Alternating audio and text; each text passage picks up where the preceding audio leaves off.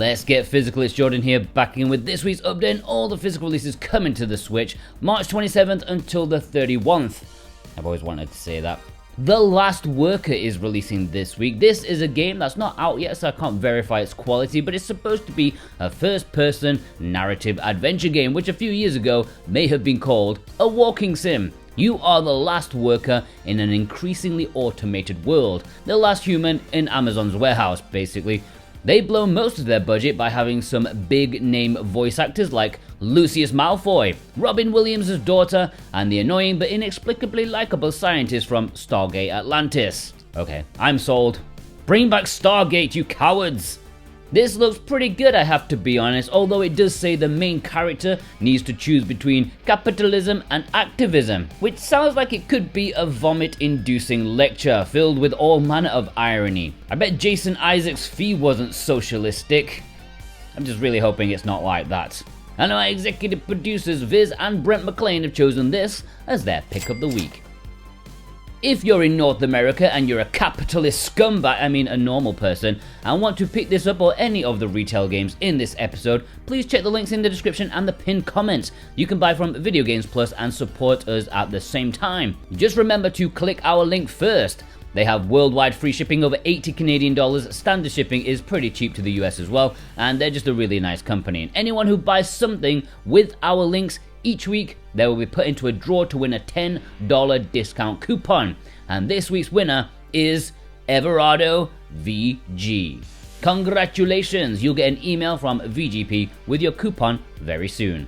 Norn 9 Var Commons is releasing this week. This is a very welcome otome, one that I believe was stuck on the Vita and PSP for eternity. I've got to be honest, even though I've talked about this before on VM Paradise, the entire premise has me a bit confused because it's not easily digestible in a short paragraph. But time travel, sci-fi stuff happens, and it's a very well-regarded game, that's all I know about it. But VM Paradise will have a review of this in the near future, I promise. I've got Katie working on it right now. DREDGE Deluxe Edition is a fishing adventure game that's surprisingly got my attention. Now, fishing is boring as sin, but give me a video game with slightly fantastical elements and you've got me sleeping in bed with my waders on and my wife sleeping in the spare bed. This looks pretty ace though. I didn't know it existed until I researched this video, but now I am hyped. It even has inventory Tetris like Resident Evil 4, squeezing dead fish in the most efficient way possible. Although it is giving me very bad flashbacks to my university dissertation. At university, I studied environmental management. Why? Because I failed at everything else. But anyway, for my dissertation, I decided what a wonderful idea it would be to research the health of my local rivers. How to do that? Well, you wade balls deep in freezing arse water in winter, and you dredge the bottom of the river. You get containers full of sludge, and then you sift through them looking for insect larvae. The smell. Oh my god, the smell. Anyways, my professor at university, he's a top lad, he's German, he gave me an A. But unfortunately, in the UK, or at least my university, you need 2 professors to go over your dissertation, and the other one, she who shall not be named, gave me an E. She said it was the worst excuse for a dissertation she'd ever seen in her professional life.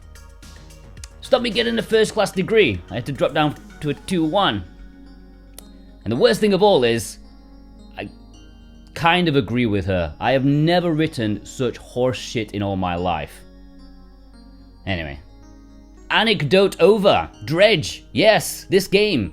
And our executive producers, Offone, who used to be Grantcert, and Boombox have chosen this as their pick of the week. Ankora Lost Days and Deiland is perhaps releasing this week in Europe. I say perhaps because it's Tesura Games and they know nothing of release dates. This is a double pack of games from the same developer, and they are cute, charming releases that you can see have been made with a little bit of love, but also a little bit rough as well. It's from the same people as Summer in Mara. Take that how you will. Deiland, maybe some of you already have this since it released physically in Japan already.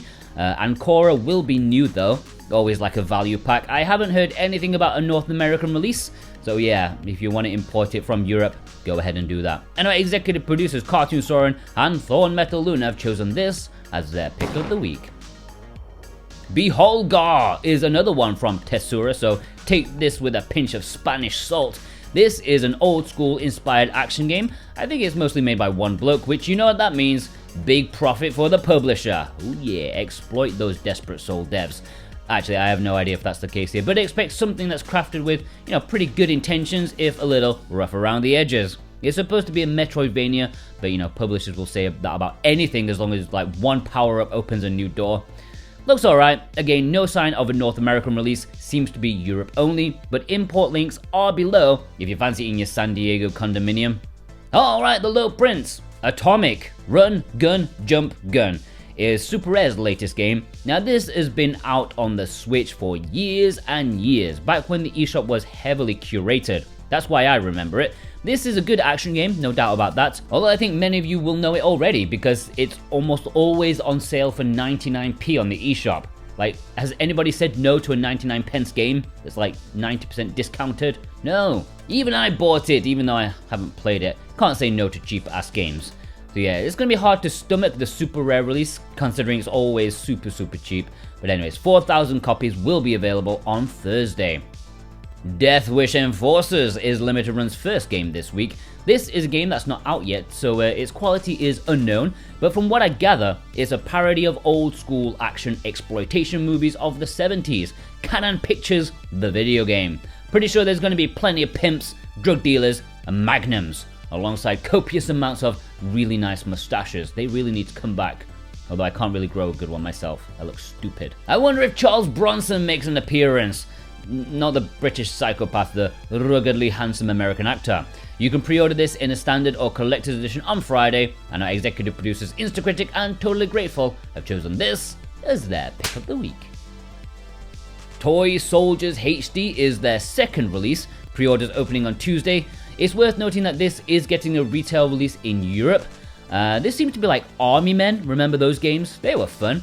World War I troops and vehicles, but in toy size, but they're still realistic, so don't think your conscience is off the hook. You're still murdering innocent young men who are treated like pawns by the leaders of their nation. Something like that. It looks pretty awesome, as long as it runs alright on the Switch.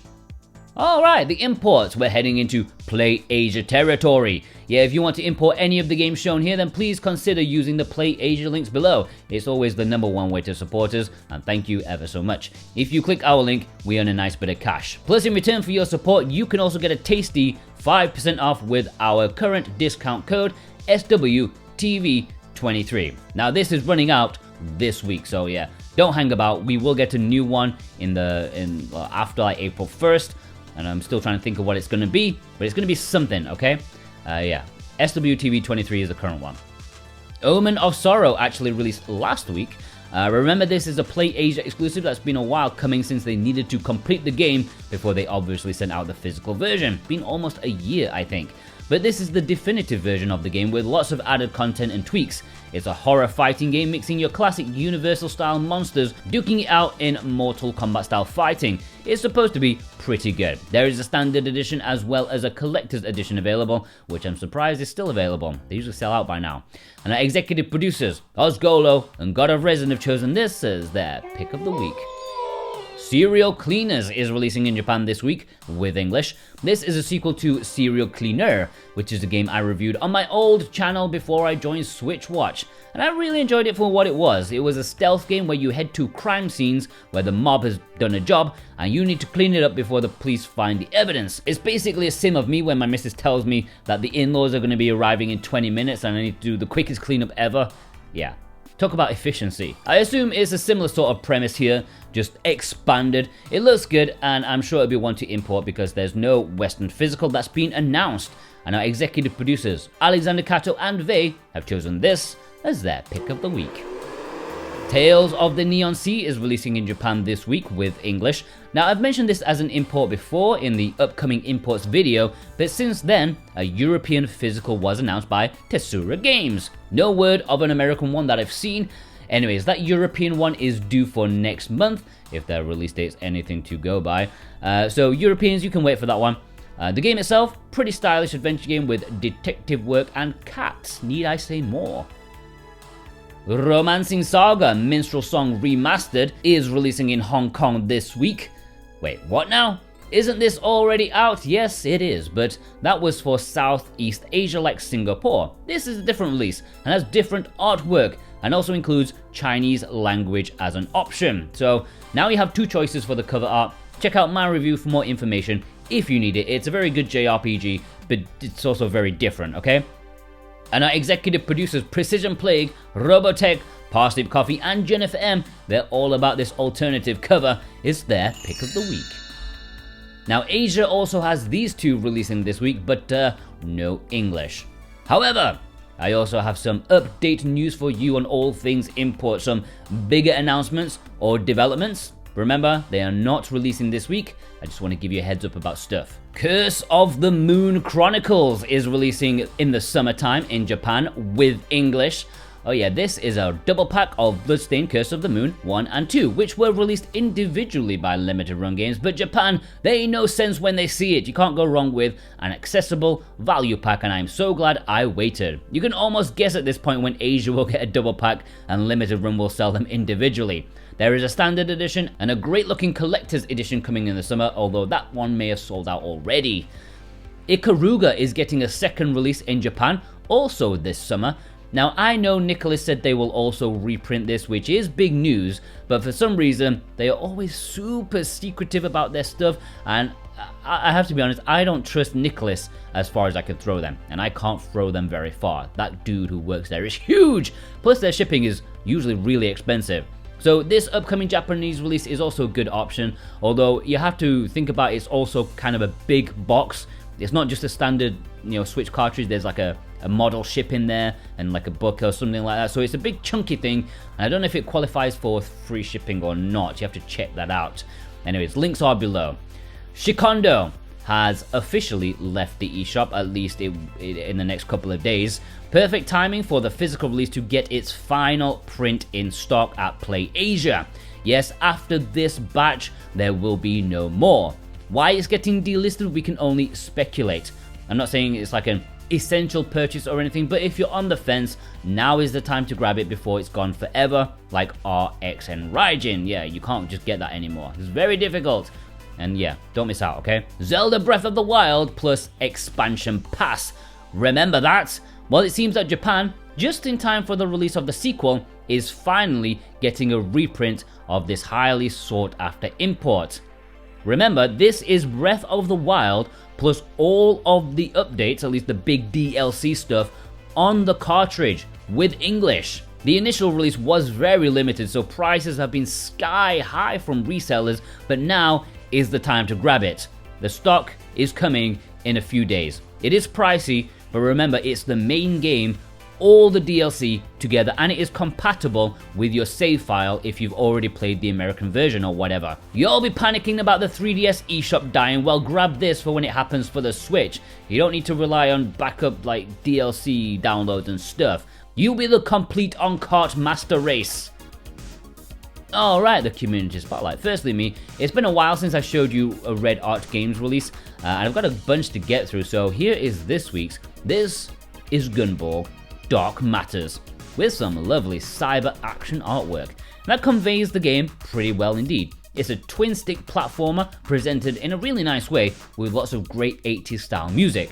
This is a fairly highly rated game, and it is very arcadey even though there is a story, but it's quite short. This is one you'll be playing through a few times to master to get the best score possible. And the physical release is exclusive to Red Art Games, and it's nice enough to include a manual. Remember those? It smells wonderful. Like really, it went up my nose hard. It's not the longest, but it does the job well enough. It introduces the story, the characters, the enemies, and the items. Sadly, there's not an entire page dedicated to legalese and safety warnings. They're missing out. As I said, this is available on Red Art's website, and if you want it for yourself, check the links below. You can support us with a purchase, and you can also get 10% off with our code SWATCH10. That works on everything on their site, including their recent releases like Vernal Edge, Yuden Chronicle. Make the most of it, and thanks to Red Art Games for sending this to me, much appreciated. Alright, on to you lot. Wankel Rotary Engine sent in this photo showing off Record of Agarest War, which did only release in North America physically. In Europe it is digital only, and I'm not even sure if it's out yet. Ghostlight were a little bit late on this one.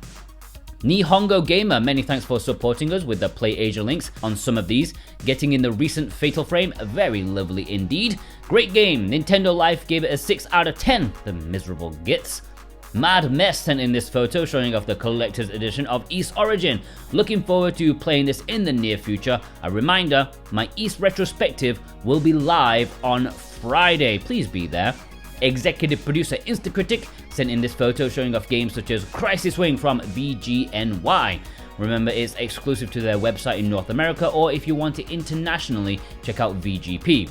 Mickey McFlynn sent in this photo showing off a few more obscure releases like Astronite. I doubt we'll be seeing too many of those out and about in stores. Executive producer God of Resin sent in this photo showing off the Sea Horizons Collector's Edition, which was recently sent out by Play Asia. Seems like Shiranagasu Island and Samurai Maiden were held up by that order. Both great games as well. Needless Dragon got in a delivery from Limited Run. Lucky to get the nice cover art of Axiom Verge 2. Bullet dodged. Our man in Japan V sent in this picture showing off the collector's edition of Six Star Gate. If you didn't watch my review, give it a go. It's a pretty hardcore rhythm game, but I enjoyed it, even if it destroyed me. Desti sent in this photo showing off a few nice games. Void Terrarium 2, looking like the printer shit the bed while stamping the title on the cover. Ballsy, I'll give him that. Ashura G sent in this photo of their cat, alongside a couple of limited runs. Gotta Protectors, pretty nice box art there. For Retro Sake sent in this picture, which includes Kirby's Return to Dreamland Deluxe, which I just completed with my daughter a few days ago, saying that by the last few stages she'd kind of given up and just wanted to watch me finish it off. Lovely game. Executive producer Alex M sent in this photo with some great imports. Never Awake really is a gem of a game. They also got in the SaGa Scarlet Grace Ambitions, a long requested English version, but so far it hasn't been popular. Maybe they just did it way too late. Paul S wanted to show off the Bayonetta trilogy. I wonder if they'll be picking up the prequel that just released. That got scores all over the place. Conundrum sent in this photo showing off the Disaster Detective SaGa, which comes in a nice box. My review is pretty much done for it, but I don't know. It's only gonna get like 1,000 views. You know, when niche gets so niche, it negatively impacts the channel.